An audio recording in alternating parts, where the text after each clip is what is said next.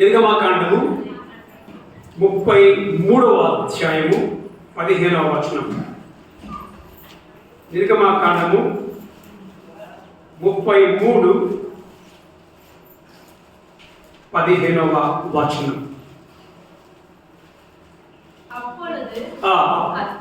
கர்த்தர் மோசேயை நோக்கி, நீ சொன்ன இந்த வார்த்தையை படியே செய்வேன். என் கண்களில் ఇక్కడ నేను చదువుతున్నా 15వ వచనం. మోషే నీ సన్నిధి రాని ఎడల ఇక్కడి నుండి మమ్మును తోడుకొని పోకుము. అమ్మ అందరూ వినండి మా. నీ సన్నిధి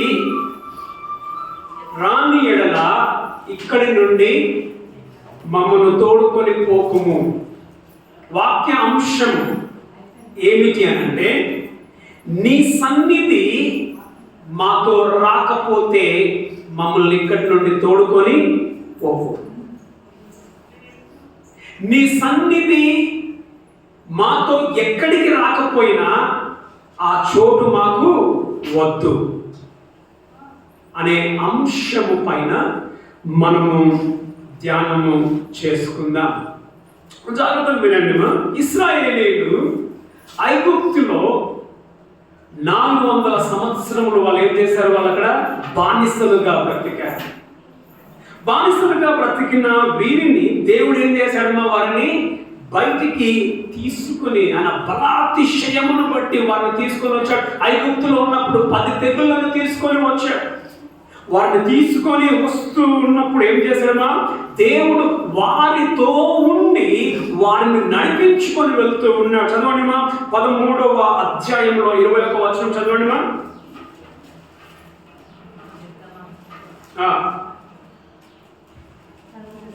13లో 21.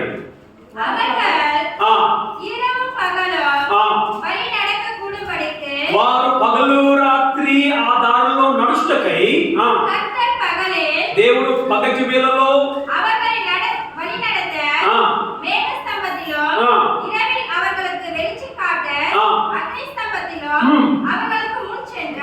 గమనించండి మా. దేవుడు వారిని ఐగుప్తు నుంచి తీసుకొని వస్తున్నప్పుడు దేవుని సన్నిధి వారితో ఉంది.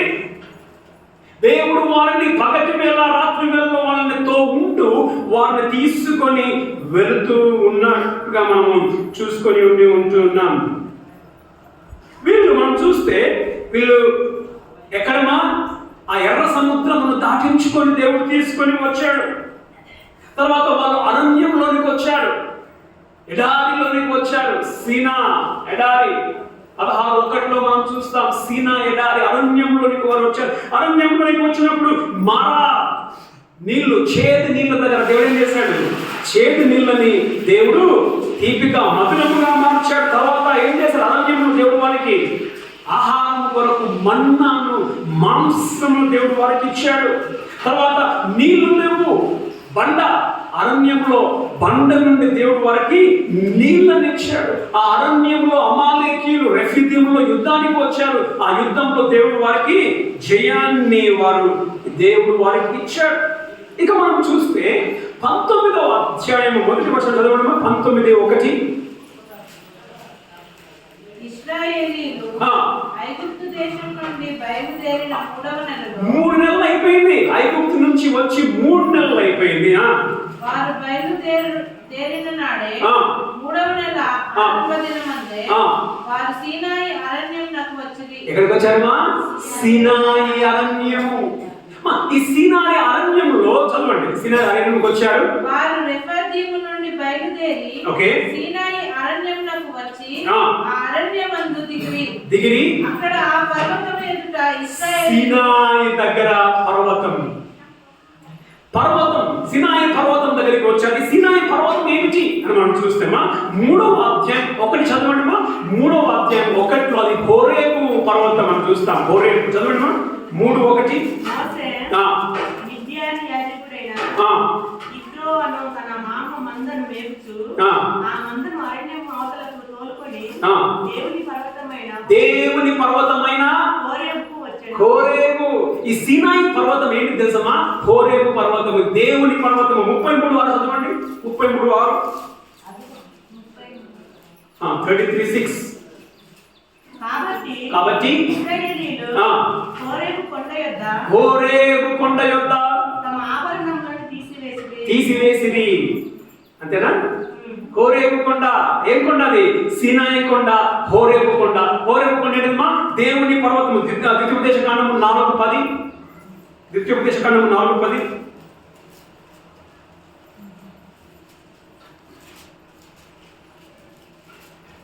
నీవు హోరేబులో నీ దేవుడైన యెహోవా సన్నిధిని నిలిచి ఉండగా యెహోవా నా ఎదుట ప్రజలను కూర్చుము. హోరేబులో మనం చూస్తాం. తర్వాత సంఖ్యాకాండం 10:11 చదవండి. సంఖ్యాకాండం 10:11. రెండవ సంవత్సరము 2వ నెల 25వ తేదీని మేఘము సాక్ష్యపు మందిరము మీద నుండి పైకెత్తబడెను గనుక ఇశ్రాయేలీయులు సీనాయి అరణ్యంలో నుండి చాలండి. సీనాయి అరణ్యము, సీనాయి కొండ, సీనాయి అరణ్యము 11 నెలలు అయిపోయింది వాళ్ళు ఇక్కడ సీనాయి అరణ్యంలో వాళ్ళు ఉండి. ఏనండి సీనాయి పర్వతం ఏంటిదమ్మా? అదేంటిది? హోరేబు కొండ. ఆ హోరేబు కొండ ఏంటిది? దేవుని పర్వతం. ఎందుకు దేవుని పర్వతం అనేది పిలువబడింది అని అంటే మనం చూస్తేమా ఇక్కడ దేవుడు మోషేకు ఏమిచ్చాడమా? ఏంటిది? 2 రాతి పలకల్ని ఇచ్చాడు. 2 రాతి పలకల్ని ఆయన ఆజ్ఞలను ఇచ్చి ఉంటున్నారు. సరే ఇక్కడ మనం చూస్తే ఇప్పుడు వీళ్ళు ఎక్కడ ఉన్నారు? వీళ్ళు అరణ్యంలో ఉన్నారు. అరణ్యం అంటే ఏంటిది? తమిళలో ఏంటిది అరణ్యం అంటే? వనాంతరం. వనాంతరం అంటే ఏంటిదంటే అరణ్యం అంటే అక్కడ ఎవరు ఉండరు. అది ఎడారి. ఎడారి ప్రాంతం, ఎవరుండని ప్రదేశము. అక్కడ ఒక విధంగా చూస్తే అక్కడ చెట్లు మనకు కనబడవు, నీళ్లు చాలా తక్కువగా ఉంటాయి, వేడి ఎండ ఎక్కువగా ఉంటుంది. ఈ అరణ్యం సీనాయి అరణ్యంలో ఒక విధంగా మనం చూస్తే ఇది ఎలాంటిది అంటే ఇక్కడ ఎక్కువ రాళ్ళు ఉంటాయి, కొండలు, రాళ్ళు ఉంటాయి, మట్టి దిబ్బడలు అంటే మట్టి రాళ్ళు ఉంటాయి. ఇప్పుడు ఇలాంటి వేడి ఉన్న చోట ఒకటి, ఎవ్వరి లేని చోటు 2, నీళ్లు లేని స్థలము. మీకు ఉండేకి ఇష్టమా? ఎట్లాంటి స్థలం కావాలి మనకి? చెట్లు మంచిగా ఉండాలా, నీళ్లు ఉండాలా, జనాలు ఉండాలా, అలాంటి స్థలం మనకు కావాలి. కానీ ఇశ్రాయేలీయులు ఎక్కడికి వచ్చారమ్మా? సీనాయి అరణ్యంలోనికి. ఆ పర్వతం దగ్గర వాళ్ళు అక్కడ దగ్గర 3 నెలల తర్వాత 11 నెలలు అక్కడ ఉన్నారు. ఇలాంటి ఈ అరణ్యంలో వాళ్ళు వచ్చి ఉంటున్నట్టుగా మనం చూస్తాం. ఇప్పుడు వీళ్ళకి ఈ అరణ్యంలో ఏమైంది? అమాలేకులు యుద్ధానికి వచ్చారు. అసలే ఏంటిది? వేడి, అసలే నీళ్లు దొరకడం లేదు. ఇక భోజనం కూడా అయిపోయింది. వాళ్ళు తెచ్చుకున్న భోజనం ఎక్కడి నుండి? ఐగుప్తు నుంచి వాళ్ళు తెచ్చుకున్న భోజనం కూడా అయిపోయింది. వాళ్ళు ఏం చేశారు వాళ్ళు? మోషతో వాళ్ళు ఏమన్నారు? మమ్మల్ని చంపడానికి తీసుకొని వచ్చినావా అంటే అర్థం ఏంటిది? మాకు ఐగుప్తే బాగుండే, మాకు ఈ అరణ్యం కంటే మాకు ఐగుప్తే మంచిది. కారణం ఏంటిది? ఐగుప్తు అలాంటి అనుభవాన్ని ఇచ్చింది వాళ్ళకి. ఎలాంటి అనుభవమా? ఒక భయంకరమైన అనుభవం. ఈ భయంకరమైన ఈ అరణ్యపు అనుభూతి వారిని ఏ విధముగా చూసిందంటే మాకు అదే బెస్ట్. ఏది బెస్ట్? అంతకుముందు వాళ్ళ ఐగుప్తుని ఏమన్నారు?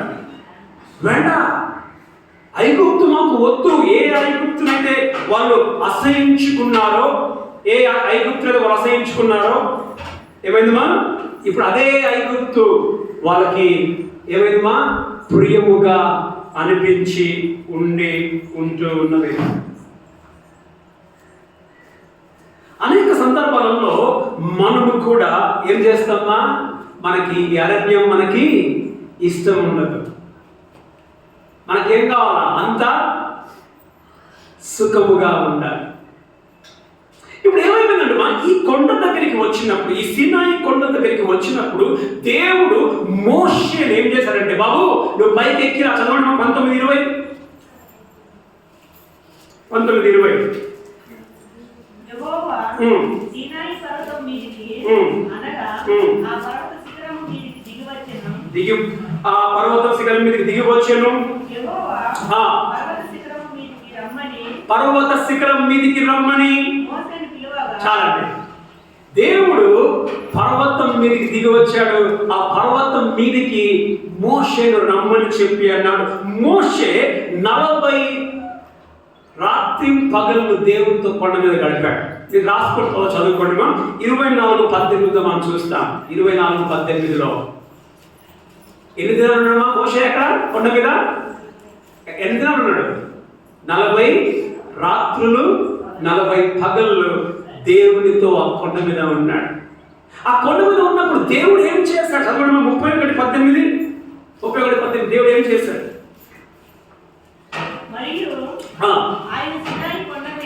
మరియు ఆయన సినాయి కొండ మీద మోషేతో మాట్లాడుట చాలించిన తర్వాత ఆయన తన శాసనములు తన ఆజ్ఞలు గల 2 పలకలను అనగా దేవుని వ్రేళ్లతో రాయబడిన రాతి పలకలను ఏమిచ్చినమా? 2 రాతి పలకలను దాని మీద ఆయన శాసనములను రాసి మోషేకు సీనాయి పర్వతం మీద, అందుకే అది ఏంటిదిమా? దేవుని కొండ హోరేబు ఇచ్చి ఉంటూ ఉన్నాడు. ఇప్పుడు గమనించండిమా, వారు ఎవరి సన్నిధితో వాళ్ళు ఈ అరణ్యంలోనికి వచ్చారమా? ఎవరి సన్నిధితో వచ్చారు వాళ్ళు ఇక్కడికి? దేవుని సన్నిధితో వచ్చారు. ఇప్పుడు సడన్గా దేవుడు ఏమంటున్నాడు? 33:3 చదవడమా. దేవుడు ఏమంటున్నాడు? మీరు లోబడని నల్లని ప్రజలు కనుక నేను మీతో కూడా రాను. నేను మీతో రాను. తమిళ ఏముంది? తమిళ ఏముంది? 33 తమిళ ఏముంది?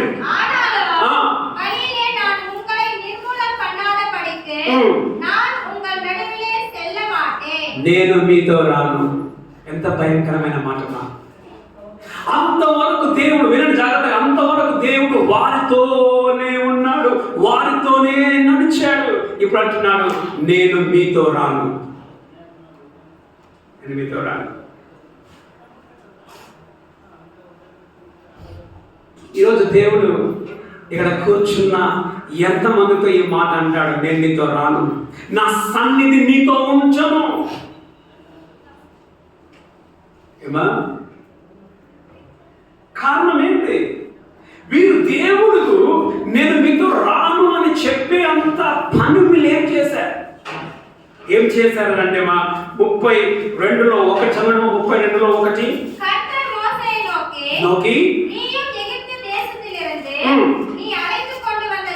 చూడండి, జాగ్రత్తగా వినండి. నీ అలైతు కొండ అమ్మ ఎవరు తీసుకొచ్చింది అసలు ఇశ్రాయేలుని? ఎవరి ప్రజలు వీళ్ళు? అసలు దేవుని ప్రజలు వీళ్ళు.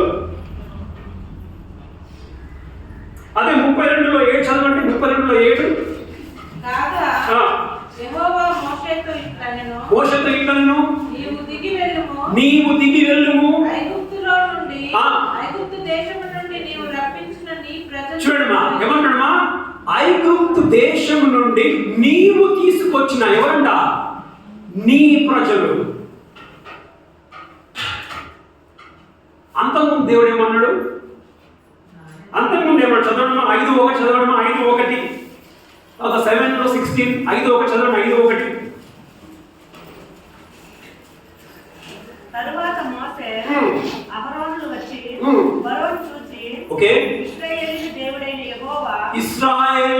యెహోవా అరణ్యంలో నాకు వివాహం చేయుటకు నా జనమును పోనిమ్మని ఆజ్ఞాపించుచున్నాడని దేవుడు చెప్తున్నాడు. ఏమన్నాడు? నా జనులను పంపించు. 7:16 కూడా అదే మాట ఉంటుంది. చదవండి. అతన్ని చూచి అరణ్యమందు నన్ను సేవించుటకై నా ప్రజలను పోనిమ్మని ఆజ్ఞాపించుటకు. నా ప్రజలు అన్నాడు అక్కడ. ఇప్పుడు ఈ కొండ దగ్గర ఏమంటున్నాడు మోషేతోటి? నీవు తీసుకొచ్చిన నీ ప్రజలు అంటే అర్థమేంటిది? నాకొద్దురా బాబు మీతో సంబంధం, నాకొద్దు మీతో సంబంధం తెంపుకుంటున్నాడు దేవుడు ఇక్కడ. ఏం తప్పు చేశారు వీళ్ళు? 32:1 చదువుమా. మోషే ఉమ్. కొండ దిగకుండా ఆ. తడువు చేయుట ఉమ్. ప్రజలు చూచినప్పుడు ఓకే. ఆ ప్రజలు ఆ. అహరోను వద్దకు కూడి వచ్చి ఆ. లెమ్ము ఉమ్. మా ముందర నడుచుటకు ఒక దేవతను మా కొరకు చేయుము ఆ. ఐగుప్తులో నుండి మమ్మల్ని రప్పించిన ఆ మోషే అనువాడు ఉమ్. ఏమాయనో మాకు తెలియదని అతనితో చెప్పిరి. ఏం చేశారు మా? ఏం తప్పు చేశారు వీళ్ళు? మాకు ముందు నడవడానికి మాకు ఏం కావాలా? మాకు దేవుడు కావాలా? మాకు దేవుడిని తయారు చేసి నువ్వు. అప్పుడు అహరోను ఏం చేశాడు? మీ బంగారం ముందు తీసుకొని రండి. బంగారం ముందు తీసుకొని వచ్చినప్పుడు ఆ బంగారమును దాన్ని మంటలో వేసి ఏం తయారు చేసినవా? ఒక ఆవును తయారు చేశాడు. చదవండి మన 4వ వచనం 32:4. అతడు ఉమ్. వారి యొక్క వాటిని తీసుకొని ఆ. పొగరతో ఉమ్. రూపమును ఏర్పరిచి దానిని పోత పోసిన యొక్క దూడగా ఉమ్. చేసెను. ఒక దూడగా చేశాడు. అప్పుడు వారు చేసి ఏమంటున్నాడు? ఇదే మీ దేవుడు, ఐగుప్తు నుంచి తీసుకొచ్చిన మీ దేవుడు, దీన్ని ఆరాధన చేయండి. అందరూ అక్కడ తక్కువ డ్యాన్సులు చేశారు. ఏం చేశారమ్మా? వాళ్ళు దేవునికి వాళ్ళు కోపాన్ని తెప్పించారు. వాళ్ళు పాపం చేశారు. వాళ్ళు అక్కడ 32లో 8-10. నేను వారికి నియమించిన త్రోవ నుండి త్వరగా తొలగిపోయి తమ కొరకు పోత పోసిన దూడను చేసుకొని వారి కొరకు ఒక దూడను బొమ్మను చేసుకొని దానికి సాగిలపడి బలి నడిపించి పోయి ఆ. ఇశ్రాయేలు ఆ. ఐగుప్తు దేశం నుండి నిన్ను రప్పించిన నీ దేవుడు ఇదే అని చెప్పి అయిపోయింది. 10 వరకు చదవండి. 10 వరకు. మరియు యెహోవా ఇట్లనెను నేను ఈ ప్రజలను చూచి ఉన్నాను. ఇదిగో వారు లోబడనొల్లని ప్రజలు. వినండి, వాళ్ళు లోబడని ప్రజలు, మెడవంచని ప్రజలు. అనేక సార్లు మనం దేవునికి లోబడతామా? మనం అయిపోయిందండి. లోబడని ప్రజలు. కావున నీవు ఊరకుండుము, నా కోపము వీరు లోబడని ప్రజలు. దేవునికి వాళ్ళు ఏం చేశారమ్మా? దేవుని కోపాన్ని రగిల్చారు వారు. ఎన్నిసార్లు దేవుణ్ణి మనం దేవుణ్ణి కోపాన్ని గురి చేద్దాం. మనం దేవుడు మనం బట్టి దేవుడు ఖుషిగా సంతోషంగా ఉన్నాడా? సంతోషంగా ఉన్నాడా? మన బ్రతుకు మనకు తెలుసు. దేవుణ్ణి ఎలాగో మనం కోపాన్ని రేపిస్తూ ఉన్నామో. ఈ కోపాన్ని బట్టి, వారు చేసిన పాపాన్ని బట్టి ఆయన ఏమన్నాడు? నా ప్రజలు కాదు వీళ్ళు, నేను ఇంకా మీతో నేను రాను. చదవండి 32లో 34. కాబట్టి నీవు వెళ్ళి నేను నీతో చెప్పిన చోటికి ప్రజలను నడిపించుము. ఓకే. ఇదిగో నా దూత నీకు ముందుగా వెళ్ళును. నా దూత వీళ్ళు నడిపించుకొని పో. వీళ్ళు నడిపించుకొని పో. అర్థం ఏంటిది? ఆయన నొచ్చుకున్నాడు. పోండ్రా బాబు, మీరు వెళ్ళిపోండ్రా, నేను రాను. ఎప్పుడంటారు మనం మీరు పొందిన రానని? నొప్పి అయినప్పుడు. వాళ్ళు ఆ పర్వతము కింద, మోషే 40 దినాలు దేవునితో ఉన్నప్పుడు ఆ పర్వతము కింద దేవునికి వ్యతిరేకంగా పాపము చేసి దేవుని కోపాన్ని రగిల్చారు. దేవుని హృదయాన్ని నొప్పించారు. ఆయన నొచ్చుకున్నాడు కాబట్టి అన్నాడు, నేను మీతో రాను. ఇక్కడ కూర్చున్న ఎంతమందితో దేవుడు అంటూ ఉన్నాడు, బిడా நான் உங்கள கூட நான் வரமாட்டேன், நீ போ என்றார். దేవుడు చక్కని విషయాలు మనం ఇక్కడ చూపిస్తున్నాడు. దేవుడు ఏమంటున్నాడు? నేను రాను, కానీ 4 జరుగుతాయి. మీకు 4 జరుగుతాయి. అవి ఏమిటి? నేను రాకుండా జరిగేటి 4 ఏంటివి? 33లో ఒకటి చదవడమా? మోషే నోకి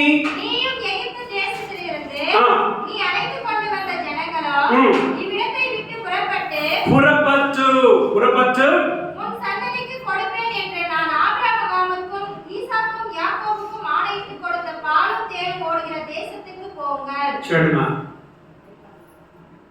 ఏమంటున్నాడు? నేను రాను, కానీ మీకేమిస్తాను? ఆ దేశాన్ని మీకు ఇస్తాను. అంటే నేను లేకుండానే మీకు ఆ దేశం ఎవరిని పంపిస్తున్నాను చెప్పి అన్నాడుమా, ఎవరిని పంపిస్తున్నాను చెప్పి అన్నాడు అని అంటే మనం చూస్తేమా 32లో 34 చదవండి. 32లో 34. కాబట్టి నీవు వెళ్ళి నేను నీతో చెప్పిన చోటికి ప్రజలను నడిపించుము. ఓకే. ఇదిగో నా దూత నీకు ముందుగా నా దూత నీకు ముందుగా వెళ్ళును. చాలు, నేను రాను, నా దూతను పంపిస్తా. దూత ఎవరై ఉండొచ్చు అంటే మిఖాయిల్ అయి ఉండొచ్చు. నా దూతను పంపిస్తాం. ఒకటి మొదట ఏం వాగ్దానం చేసినవా, నా సన్నిధి ఉండదు కానీ దేశం మాత్రం నేను నీకు ఎందుకు దేశం ఇస్తాను చెప్పండి. అక్కడ మనం చూసుకున్నాం. నేను ఎవరికి వాగ్దానం చేశాను? నేను అబ్రహాంకు నేను వాగ్దానం చేశాను. వాగ్దానం చేశాను కాబట్టి వాగ్దానం నేను తెలపను, కానీ నా సన్నిధిని మాత్రము లాగేస్తాను బయటికి.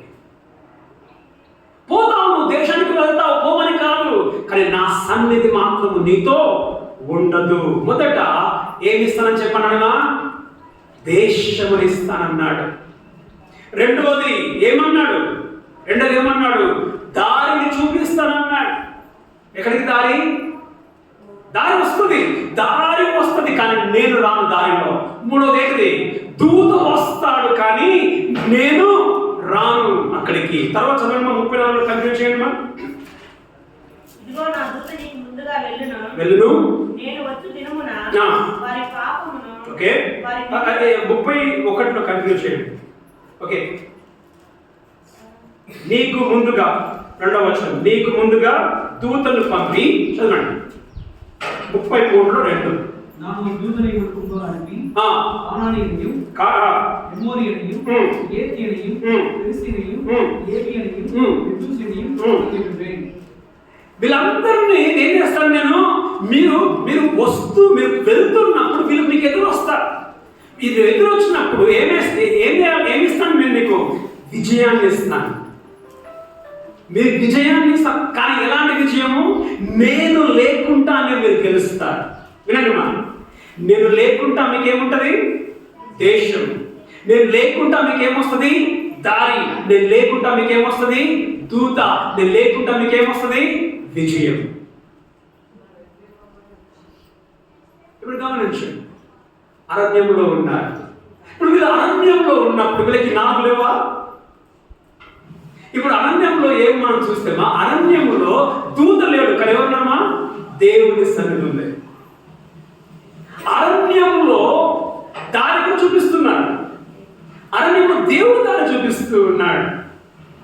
అరణ్యంలో ఏమైంది మా? అమాలేకీయులు వచ్చారు. ఎవరు యుద్ధం చేశారు? దేవుడు యుద్ధం చేశారు, సన్నిధి యుద్ధం చేశారు. కానీ ఇక్కడ ఏమంటున్నాడు? దేశానికి మీరు వెళ్తారు, నేను రాను. దారి మీకు వస్తుంది, నేను రాను. తర్వాత ఏంటి మా? దూత మీతో వస్తాడు కానీ నేను రాను. మీరు గెలుస్తారు కానీ నేను ఉండను. 4 విషయాలు మనం చూసుకున్నాం. మొదటిగా ఏ దేశం ఇస్తాను చెప్పాడు మాట మనం చూస్తే 33:1లో పాలు తేనెలు ప్రవహించు దేశమునిస్తానని చెప్పి అన్నాడు. ఇది మంచి దేశం. చదవండి మా, ద్వితీయోపదేశకాండము 8:7-10. ద్వితీయోపదేశకాండము 8:7-10. నీ దేవుడైన యెహోవా నిన్ను మంచి దేశంలో ప్రవేశపెట్టును. మంచి దేశం మనమా? ఏ దేశం మనమా? మంచి దేశములో ప్రవేశపెట్టును. చదవండి. అది నీటి వాగులను. చూడండి మా, మంచి దేశం ఒకటి, నీటి వాగులు ఉంటాయి అక్కడ. లోయలలో నుండి మనం పోయేసా మనం విన్నాం కదా. ఏ దేశం అది? కొండలు లోయలు కల ప్రదేశం.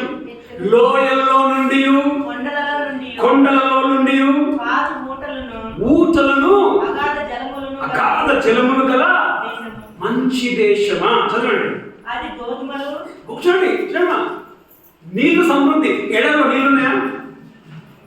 ఎడారిలో నీళ్ళు లేవు, కానీ ఆ మంచి దేశంలో నీళ్లు, ఊటలు ఉన్నాయి. అది చూడండి, గోధుమలు, యవలు, ద్రాక్ష చెట్లు, అంజూరపు చెట్లు, దానిమ్మ పండ్లను గల దేశము. సూపర్ కదా. అక్కడ తిన్నికి పండ్లు లేవు, ఎక్కడ అరణ్యంలో పండ్లు లేవు. కానీ మంచి దేశంలో అన్ని రకముల ఏమున్నాయమా ఫలములు అక్కడ ఉన్నాయి. చదవండి. నూనె, ఒలివ నూనె. ఇదేంటి మా కమర్షియల్ వ్యాపారం చేసుకోవచ్చు. నేను లేకుండా నీకు పంట, నేను లేకుండా నీకు వ్యాపారం. సూపర్ గా నువ్వు బ్రతకొచ్చు. చదవండి. కరువు అనుకోకుండా నీవు ఆహారం తిను దేశం అది. తృప్తినిచ్చే దేశం అది. అందులో నీకు ఏ లోపం ఉండదు, ఏ లోటు నీకు అందులో ఉండదు. అది ఇనుపరాళ్ళు గల దేశము. వినండి, ఇనుపరాళ్ళు గల దేశము. దాని కొండలలో నీవు రాగి తవ్వి తీయవచ్చును. చూడమ్మా, తృప్తికరమైన దేశం అది, సమృద్ధికర దేశం అది. మనం చూస్తామా, ఇది సంఖ్యాకాండము 13:23 చదవండి. సంఖ్యాకాండము 13:23.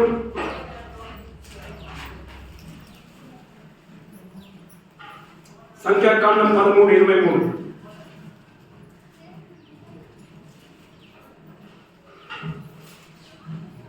వారు ఎస్కోలు లోయలోనికి వచ్చి అక్కడ ఒక గలగల ద్రాక్ష చెట్టు యొక్క కొమ్మను కోసి దండెతో ఇద్దరు మోసిరి. వినండి, కానాను దేశమునకు మోషే ఏం చేసిందంటే వేగుల వారిని పంపించాలి. ఆ దేశం ఎట్లాంటిది అని చూడడానికి పంపిస్తే వాళ్ళకి ఏం చేశాడమ్మా, ద్రాక్ష గెలను కోసారంట. ఆ ద్రాక్ష గెలను ఎట్లా మోసుకొచ్చారంట, వాళ్ళు ఇద్దరు మోసారంట. ఒక కర్రలో ఆ ద్రాక్షను పెట్టి ఇద్దరు అంటే అంత సమృద్ధి సారమైన దేశము, మంచి దేశము. ఏ దేశము? కానాను దేశము. పాలు తేనెలు ప్రవహించు దేశం అని అంటే సమృద్ధి గల దేశం. అక్కడ తేనె దొరుకుతుంది, అక్కడ సమృద్ధి అయిన పంట నీకు. ఇప్పుడు గమనించండి, నీకు అరణ్యం కావాలన్నా, నీకు పాలు తేనెలు ప్రవహించే దేశం కావాలన్నా చెప్పండి, మనకి ఏది ఇష్టం? ఏది ఇష్టమో మనకి పాలు తేనెలు ప్రవహించే దేశం మనకి ఇష్టం. ఇక్కడ ఏముంది? ఇక్కడ బిజినెస్ చేయొచ్చు, నువ్వు తృప్తిగా నువ్వు ఉండొచ్చు, సంతోషముగా నువ్వు ఉండొచ్చు. కానీ మోషే ఏమంటున్నాడు? మోషే ఏమన్నాడు? చదువుకున్నాం కదా, మోషే ఏమన్నాడు? 33:15 మోషే ఏమన్నాడు? నీ సన్నిధి మాతో రాని ఎడల మాకు ఆ దేశం మాకు వద్దు. నీ సన్నిధి లేకపోతే మాకు వద్దు. అమ్మ ఏముంది మా అక్కడ? సంతోషం ఉంది మా. ఇక్కడ వీళ్ళు ఏమంటున్నారు? మాకు ఐగుప్తే బాగుండే కదా, ఐగుప్తే బాగుండే కదా అనుకున్న వాళ్ళకి ఇప్పుడు కానాను దేశం ఎట్లుంటుందమ్మా? ఎప్పుడెప్పుడు పోవాలన్నా, ఎప్పుడెప్పుడు ఉండదు కదా. అక్కడ ఆనందం ఉంది. ఎక్కడ ఆనందం ఉంది? కానానులో ఆనందం ఉంది. కానీ మోషే ఏమంటున్నాడు? నీవు సన్నిధి నాతో రాకపోతే నాకు ఆనందము నాకు వద్దు. అనేక సందర్భాలలో మనకి దేవునికి ఇష్టము కాని ఆనందాలు మనం చూస్తాము చూడమ్మా.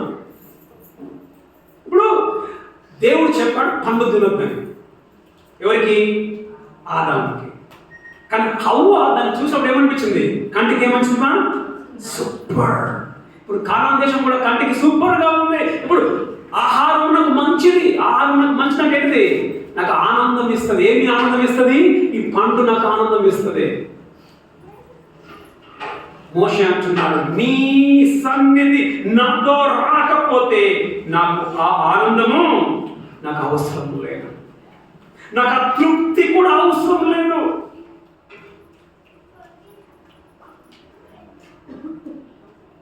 నాకు కావాల్సింది ఏంటన్నా? నాకు ఆ నెమ్మది నాకు వద్దు, ఆ తృప్తి నాకు వద్దు, ఆ ఆశీర్వాదం నాకు వద్దు. ఈ అరణ్యంలో నువ్వు ఉంటే నీతో నాకు అదే మనం చెప్పడానికి అవుతాము. మనకది మనకు కొన్నిసార్లు అనిపిస్తుంది, దేవుడితో బోర్ అనిపిస్తుంది కదా, అనిపిస్తుంది కదా దేవుడితో బోర్. మనకు దేవుడి కంటే ఎక్కువ సంతోషం కావాలా? ఆయన వదిలిపెట్టి కానకపోతే మనకి ఏంటిది? ఎక్కువ సంతోషం, ఎక్కువ సంతృప్తి. కానీ మా గమనించండి, మోషే అంటున్నాడు, నీవు లేని ఆనందం నాకు వద్దు, నీవు లేని సంతృప్తి నాకు వద్దు. ఇప్పుడు ఒక మాట, ఇప్పుడు కొందరికి ఈ సారాయి తాగుతారు కదా, చాయిస్ కదా రాని, చాయిస్. ఆ గేట్లో ఇక్కడ వాడేది బ్రాండ్ పేరు చాయిస్ తాగుతారు వాళ్ళు. ఇప్పుడు అనుకోండి, ఇప్పుడు దేవుడి సన్నిధితో ఉంది, దేవుడితో వస్తా ఉన్నాడు. ఇప్పుడు నువ్వు ఎక్కడికి పోవాలి, బార్లకు పోవాలా. ఇప్పుడు నీకు బార్లకు పోతే నీకేమొస్తుంది, ఏమంటారు, అరే సమ్మ ఎంజాయ్గా తాగుతే ఏమంటారు, తాగితే ఫుల్ ఎంజాయ్. ఇప్పుడు నువ్వు బార్లోకి పోతా ఉంటే దేవుడు వస్తాడా? నువ్వు ఎంజాయ్ కొరికి పోతా ఉన్నావు, దేవుడు ఏమంటాడు, నిన్నితో రా. ఈరోజు నువ్వు చెప్పగలుగుతావు దేవుడితో, దేవా నీవు లేకుండా నాకు ఏదైనా సంతోషం వస్తుందంటే ఆ సంతోషం నాకు అవసరం లేదు. నీవు లేకుండా నాకు ఏదైనా తృప్తి దొరుకుతుందంటే ఆ తృప్తి నాకు అవసరము లేదు. ఇంకో రెండోది మనం చూస్తే బిజినెస్ కానీ ఇప్పుడు ఈ ఒలీవ నూనె, ఆ చెట్లు, ఆ గోధుమలు అమ్ముకుంటే డబ్బులు వస్తాయి రావా? కాసులు వస్తాయి. కానీ మోషే ఏమంటున్నాడు, నీవు లేని బిజినెస్ నాకు అవసరం లేదు. అనేక సందర్భాల్లో మనం బిజినెస్ చేస్తూ ఉంటాం, వ్యాపారాలు మనం చేస్తూ ఉంటాం. ఎలాంటి వ్యాపారమా? నీవు అన్యాయమైన వ్యాపారము చేస్తే దేవుడు నీ వ్యాపారంలో ఉంటాడా? అన్యాయమైన బిజినెస్లో దేవుడు ఉంటాడా? నీవు లేని వ్యాపారము నాకు వద్దు. ఉద్యోగం ఈరోజు చాలా మంది చర్చకు రాలా. కొందరు చర్చ మానేసి ఉద్యోగాలకు పోతారు. అఫ్కోర్స్ అప్పుడప్పుడు వదిలేసే వాళ్ళ గురించి మాట్లాడుతుంది. కొందరికి అలవాటు అయిపోద్ది. ఎందుకు చర్చ రాలేదంటే, సార్ 1000 రూపాయలు ఇస్తారు సార్. అర్థమేంటిది? పాలు తేనెలు నాకు దొరుకుతాయి. పాలు తేనెలు. ఉద్యోగం గురించి నువ్వు దేవుని సన్నిధిని నువ్వు మనం మొదలు పెడతాం. మోషే అంటున్నాడు, దేవా ఒకవేళ నీ సన్నిధి నేను పోయే ఉద్యోగంలోనికి రాకపోతే నాకు ఆ ఉద్యోగము అవసరం లేదు. చూడండి, ఒకసారి తూకం వేసుకోండి. దేవుని సన్నిధి పాలు తేనెలా? మోషే అంటున్నాడు, నీవు లేకపోతే నాకు ఆ పాలు తేనెలు అవసరం లేదు. గమనించండి, ఇప్పటికైనా మారండి. మనలో చాలా మంది అదే పనిగా మనం చర్చిని మనం వాయిదాలు వేస్తూ ఉంటాం. ఉద్యోగం, నీకు ఆ పాలు తేనెలు కావాలన్నా, దేవునితో ఉండే నీకు అరణ్యము కావాలన్నా, ఏం చాయిస్ చేసుకుంటాం మనం? ఏమంటాం? దేవా నువ్వు వద్దు, నాకేం కావాలి? నాకు ఆ పాలు తేనెలు కావాలి, నాకు ఉద్యోగం కావాలి. మొదటిగా మనం ఏం చూస్తున్నామా? మంచి దేశంలో ఏమున్నది? ఆనందము, సుఖము. మోషే ఏమన్నాడు? నీవు లేని ఆనందం వద్దు, నీవు లేని సుఖము వద్దు. తర్వాత ఏంటది? నీవు లేని వ్యాపారం వద్దు, నీవు లేని ఉద్యోగము కూడా నాకు వద్దు. నీ సన్నిధి రాకపోతే నాకు అవసరం లేదు. ఇప్పుడు దూత, దేవుడు ఏమన్నాడు? నేను రాను, దూతను పంపిస్తా. మనం ఏం చేస్తాం? నువ్వు రాకపోయినా పర్వాలేదు, దూతకు వస్తుంది కదా. అనేక సార్లు మనం అంటుకుంటాం, ఎందుకు నువ్వు చర్చకు రాలేదు మా అంటే, మా ఇంటికి దూతలు వచ్చారు. ఎవరో దూతలు? చుట్టాలు. మా ఇంట్లో మా దూత వచ్చింది. ఎవరో చుట్టా దూత? నా కూతురు. నీకు దేవుని కంటే నీకు ఎవరు కావాలమ్మా? నీకు ఆ దూత నీకు ముఖ్యం. మోషే అంటున్నాడు, నీ సన్నిధి మాతో రాకపోతే ఆ దూతతో మాకు అవసరము లేదు. మాకు దూత కాదు ముఖ్యం, నాకు నువ్వు ముఖ్యం.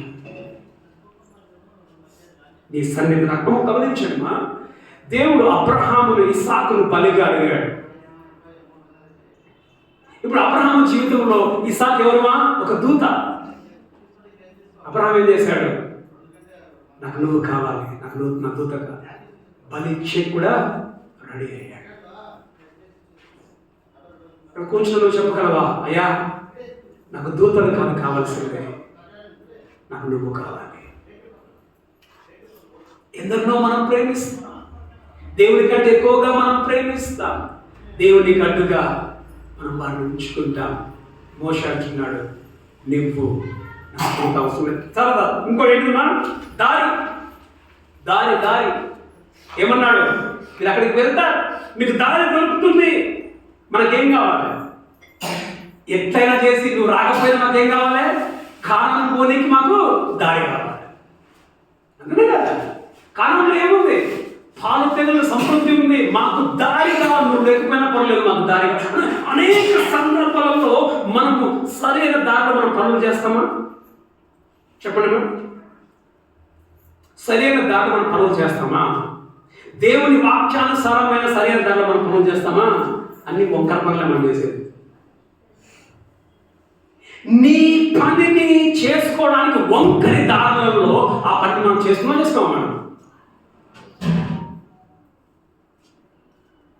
చేస్తామా?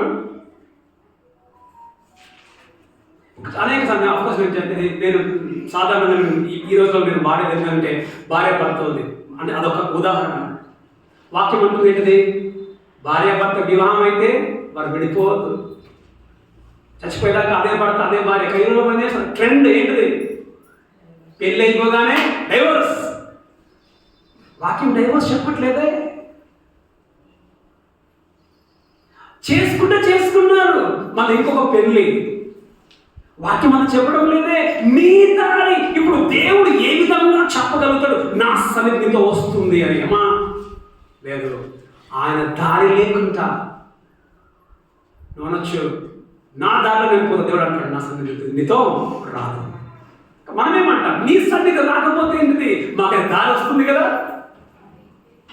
అక్రమమైన వంకర దారులలో మన పనులను మనం చేసుకుంటూ ఉంటాం. నువ్వు చెప్పగలవు ఈరోజు దేవునితో, దేవా నీవు లేకుండా ఆ పాలు తేనెలు ప్రవహించే దేశానికి ఏ దారి అయినా పర్వాలేదు, నాకు ఆ దారి అవసరం లేదు. నువ్వు ఉండే దారి అది కష్టమైన దారి అయినా కానీ ఆ దారిలో నువ్వు ఉంటే నాకు అది చాలు. చివరిదిగా ఏంటిదిమా? యుద్ధం. దేవుడు ఏం చెప్పాడు? హివ్వీలను ఏంటిదిమా? చదువుకున్నాడు మనం ఎన్నో వచనంలో 33:1 ఏమన్నాడు? 2వ వచనంలో, నేను నీకు ముందుగా దూతను పంపి కానానీయులను, అమ్మోరీయులను, హిత్తీయులను, పెరిజ్జీయులను, హివ్వీయులను, యోబీసీయులను వెళ్ళగొట్టుదును. అనేటిది నువ్వు యుద్ధం గెలుస్తావు. ఎట్లా గెలుస్తావు? నేను లేకుండా నువ్వు యుద్ధం గెలుస్తావు. అనేక సార్లు మనకు ఎన్నో యుద్ధాలు మనకు ఉంటాయా? ఆ యుద్ధాలను మనము వంకర దారిలో గెలిచే మనం ప్రయత్నం చేస్తామా చేయమా? ఇప్పుడు భూమి నువ్వు సంపాదించాలి, ఏం చేస్తావు? భూమి సంపాదించేకి ఇంకొకరిని ముంచి నువ్వు భూమిని సంపాదిస్తావు. వంకర దారిలో నువ్వు గెలిచే ప్రయత్నం చేస్తావు. నువ్వు డబ్బుల విషయంలో నువ్వు ఎట్లా గెలవాలి? ఇంకొకరిని ముంచి నువ్వు గెలుస్తావు. నువ్వు గెలవమను ఆయన లేకుండా మనం గెలిచడానికి మనం ప్రయత్నం చేస్తాం. కానీ మోషే ఏమన్నా, అయ్యా నేను గెలవకపోయినా పర్వాలేదు, ఈ అరణ్యంలో నువ్వున్నావు, ఈ అరణ్యము ఇదే నాకు చాలు. మోషే అంటున్నాడు ఏంటంటే, ఎదురుమా నీవు లేకుండా వచ్చే ఏ ఆనందమైనా నాకు అవసరం లేదు.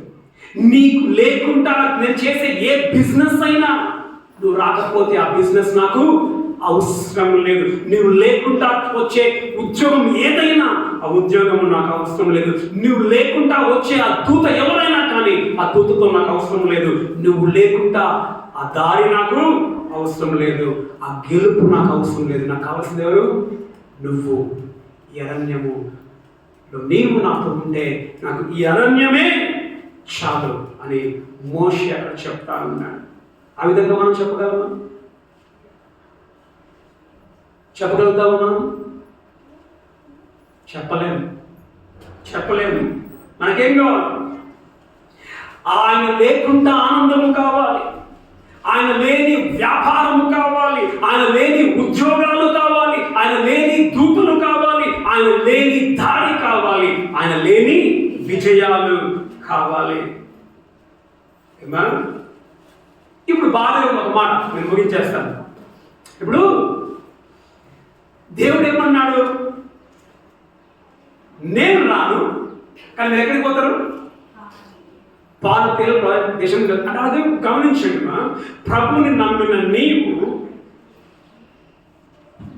నువ్వు పరలోకానికి వెళ్ళవని కాదు, ఆయన సన్నిధి నీతో, నువ్వు ఆయన సన్నిధిని నువ్వు పక్కన పెట్టి నువ్వు బ్రతుకుతున్నంత మాత్రాన నువ్వు పరలోకానికి వెళ్ళవని కాదు. జరిగేది ఏమి చేయాలని చదవండి. 32లో 33, 34 చదవండి. 32లో 33, 34. అందుకు యెహోవా చూడండి, ఎవరు నా ఎదుట పాపము చేసిన, ఎవరైతే నన్ను వద్దనుకుంటున్నారో అమ్మ వినండి, వారికి నా గ్రంథములో నుండి తుడిచివేదును. గ్రంథములో నుండి తుడిచివేదును అని అంటే జీవ గ్రంథము కాదు. ఇదేంటిదంటే దేవుడు మన ప్రాణాన్ని చంపేస్తాడు, మన ప్రాణాన్ని తీసుకుంటాం. మనం చదువుతాం కదా, ఇక్కడ 2 కొరింథీ 11 మనం చదువుతాం కదా, ఏంటిది? మీరు ప్రభు శరీరం అని వివేచింపకుండా మీరు తిని తాగినట్లు ఏమైనది? మీకు శిక్షావిధి కలుగుటకి దీన్ని మీరు చేయించుకున్నారు. అందువల్ల మీరు అనేకులు రోగస్తులను, బలహీనులను అనేకులు నిద్రించి ఉన్నారు. చంపేస్తాడు దేవుడు నిన్ను. దేవుడు నీకు రోగం చేస్తాడు. దేవుడు ఈ లోకంలో ఉన్నప్పుడు దేవుడిని శిక్షిస్తాడు. అందుకే అంటాడు, మోసపోకుడి దేవుడు వెక్కరింపబడాడు, మనుషుడు ఏది విత్తునో అదే కోయును. చదవండి, కంటిన్యూ చేయండి. నేను చదువుతాను. కాబట్టి నీవు వెళ్ళి నేను నీతో చెప్పిన చోటికి ప్రజలను నడిపించుము. ఇదిగో నా దూత నీకు ముందుగా వెళ్ళను. చాలండి. ఏం చూస్తున్నామ్మా? టైం వచ్చినప్పుడు ఎవరు పాపం చేసి ఉంటావు, టైం వచ్చినప్పుడు వాడిని నేను మొత్తుతా. నువ్వు అనుకోవచ్చు, దేవుని సన్నిధి లేకుండా నా కానాను ఎంజాయ్ చేస్తా. చెయ్యి ఎంజాయ్. దేవుడు టైంలో నిన్ను మొత్తుతాడు.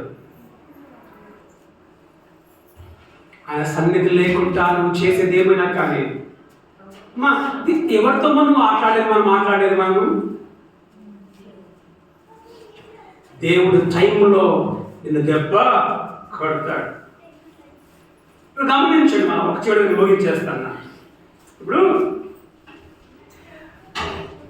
మనం చూస్తే ఎన్నవ ద్వితీయోపదేశకాండం 29:5 చదవండి. నేను మీ దేవుడైన యెహోవానని. గమనించండి, 40 సంవత్సరం వాళ్ళు ఎక్కడున్నారమ్మా? అరణ్యంలో ఉన్నారు. వినండి, 40 సంవత్సరం అరణ్యంలో ఎవరున్నారు? వాళ్ళతోటి దేవుడు ఉన్నాడు. మరి వాళ్ళకి బట్టలు కొనుక్కున్నారు. వాళ్ళు అక్కడ అరణ్యంలో బట్టలు దొరుకుతాయా? బట్టలు కొనుక్కోలే. అక్కడ చదవండి, కంటిన్యూ చేయండి. నేను మీ దేవుడైన యెహోవానని మీరు తెలుసుకున్నట్లు 40 సంవత్సరములు నేను మిమ్మును అరణ్యంలో నడిపించి 40 సంవత్సరములు నేను మిమ్ములను అరణ్యంలో నడిపించి తిని. మీ బట్టలు చూడండి, మీ బట్టలు మీ ఒంటి మీద పాతికిపోలేదు. మీ బట్టలు ఏం కాదంట? 40 సంవత్సరములు దేవుడు ఆయన సన్నిధి ఉంది కాబట్టి ఏమైందిమా? బట్టలు పాతకాల. మీ చెప్పులు మీ కాళ్ళను 40 సంవత్సరం అనే చెప్పులు ఎక్కడ? అరణ్యంలో. అట్లే ఉన్నాయి చెప్పులు. అర్థమేంటిమా? అరణ్యంలో దేవుడు వాళ్ళని చూసుకున్నాడు. కారణం ఏంటిది? ఎవరు అరణ్యంలో? అరణ్యంలో దేవుడి సన్నిధి ఉంది. ఇంకోటి మనం చూస్తాం, అది నేను ఎక్కడ దాదాపుగా సంఖ్యాకాండం అనుకుంటా. దేవుడు 40 సంవత్సరాలకి ఏమిచ్చినమా? మాంసము మన్నా ఇచ్చాడు. 40 సంవత్సరం దేవుడు కడుపులో ఉన్న భోజనం పెట్టలేదు వాళ్ళకి. ఎక్కడ పెట్టాడు? అరణ్యంలో. మనం అనుకోవచ్చు, అరణ్యంలో ఏముంది? అరణ్యంలో ఏముంది? విజయ్, అరణ్యంలో ఏముంది? అరణ్యంలో దేవుని సన్నిధి ఉంది. నువ్వు చెప్పగలుగుతావు దేవునితో, అయ్యా నాకు ఏది వద్దు, అది అరణ్యమైనా పర్వాలేదు, నీవు అక్కడ ఉంటే నాకు అదే చాలు. నాకు ఏ ఆనందము, నీవు లేని ఏ ఆనందం వద్దు, నీవు లేని ఏ వ్యాపారం వద్దు, నీవు లేని ఏ ఉద్యోగం వద్దు, నీవు లేని ఏ దూత వద్దు, నీవు లేని ఏ దారి వద్దు, నీవు లేని ఏ విజయం వద్దు. నీవు లేనిది ఏదైనా అది నాకు వద్దు. నీవు రాని ఏ చోటైనా అది నాకు వద్దు. చెప్పగలుగుతామా మనం ఈ మాట? చెప్పగలుగుతామా? ఎంతమంది చెప్పని పిల్లలమ్మా, అయ్యా నీ సన్నిధి నాతో రాకపోతే నేను అక్కడికి వెళ్ళను. ఒక మాట మా ఆదివారం పూట నువ్వు పనికి పోతావు కదా, కొందరు ఇక్కడ పనికి పోతారు. నువ్వు పనికి పోయినప్పుడు దేవుడు నీ సన్నిధి అక్కడికి వస్తాడా? దేవుడు ఇక్కడ వస్తాడా? పద్మక ప్రేమక లేదు ఇక్కడ. దేవుడి దగ్గర వస్తారా? దేవుడి మీద రాడు అక్కడికి. ఈరోజు చెప్తావు, అయ్యా నీవు లేకపోతే నాకు ఆ పని వద్దు, నీవు లేకపోతే నాకు ఆ సంబలం కూడా నాకు వద్దు. కళ్ళు మూసుకున్నాను, ప్రార్థన చేసుకున్నాను. దేవా తండ్రి మీకు వందనాలు చెల్లిస్తున్నా. నువ్వు మోషతో ఉన్నావు, నేను రాను మీతోటి, నా దూతను పంపిస్తాను, మీకు దారిని చూపిస్తాను. నేను లేకుండానే మీకు దారిని చూపిస్తాను, నేను లేకుండానే మీరు గెలుస్తారు. ప్రభు మరి మోషే అన్నాడు, నీవు రాకపోతే, నీ సన్నిధి మాతో రాకపోతే మమ్మల్ని ఇక్కడ నుంచి తీసుకొని వెళ్ళకు, మాకు ఈ అరణ్యమే మాకు చాలు అని చెప్పి అన్నాడు. కానీ అనేక సందర్భంలో నీవు లేకుండానే నాయనా మేము మంచి దేశం అని మేము కోరుకుంటూ ఉంటాం. ఆనందమును, సంతోషము, ఉద్యోగమును, వ్యాపారమును మేము కోరుకుంటూ ఉంటాం. పాలు తేనెలు ప్రవహించు దేశం. నీవు లేకుండానే దూతలను మేము కోరుకుంటూ ఉంటాం. నీవు లేకుండా దారులను మేము వెతుక్కుంటాం. నీవు లేకుండా విజయాన్ని మేము కోరుకుంటాం. అని మోషే అంటాడు, అయ్యా నీవు లేకపోతే నాకు విజయం వద్దు, నీవు లేకపోతే ఏ దారి నాకు వద్దు, ఏ దూత నాకు వద్దు, ఏ ఉద్యోగమే కానీ, పనే కానీ, ఆనందమే నాకు వద్దు. నీవుంటే ఈ అరణ్యమే నాకు చాలు. నేనా ఈరోజు మాట్లాడిన దాన్ని బట్టి మీకు వందనాలు. మీ సన్నిధి మాకు కావాలి. అనేక సందర్భంలో నీ సన్నిధిని విడిచి నేను ఆనందములో, నీకు వ్యతిరేకమైన ఆనందములను, నీకు వ్యతిరేకమైన ఉద్యోగములను, వ్యాపారములను, పనులను, దూతలను, దారులను, గెలుపులను మేము వెతుకుతూ ఉంటున్నాం. క్షమించండి. ఇకనైనా ఈ రోజు నుంచి నీవు లేని ఏ దారి కానీ, నీవు లేని ఏ స్థలము కానీ, నీవు లేని ఏ విషయము కానీ, ఏ పని కానీ, ఏ చోటు కానీ మాకు వద్దు నాయన. మీరు మాకుంటే చాలు. అది ఏదైనా అరణ్యమైన మీరు మనం చూసుకునే దేవుడుగా మీరు ఉంటున్నారు. ఆ అరణ్యములో నైనా వారిని ఆ 40 సంవత్సరంలో వాళ్ళ బట్టలు చిరిగిపోలేదు, ఆ చెప్పులు అరిగిపోలేదు, భోజనం కూడా ఆగిపోలేదు. మీరు చూసుకుంటారు. దాన్ని బట్టి మీకు మీరు మీ సన్నిధి మాకు కావాలి. దాన్ని బట్టి మాకు ప్రార్థిస్తున్నాం, సహాయం చేయండి. దానికి దూరంగా మేము పరిగెత్తడం వారికి కూడా సహాయం చేసి నడిపించండి. మా ప్రభువు రక్షణ యేసుక్రీస్తున్నాం ప్రార్థించి వేడుకొని ఉన్నాం మా ప్రియ పరలోకపు తండ్రి. ఆమేన్. తండ్రి నీ కుమారునికి పరిశుద్ధ దేవుని కన్య సహవాసం కొంచెం అందరికీ ఆయన సన్నిధిని కోరుకొని మోషే వలె జీవించే వారుగా ఉన్నట్లుగా సహాయం చేసి నడిపించున్నాం.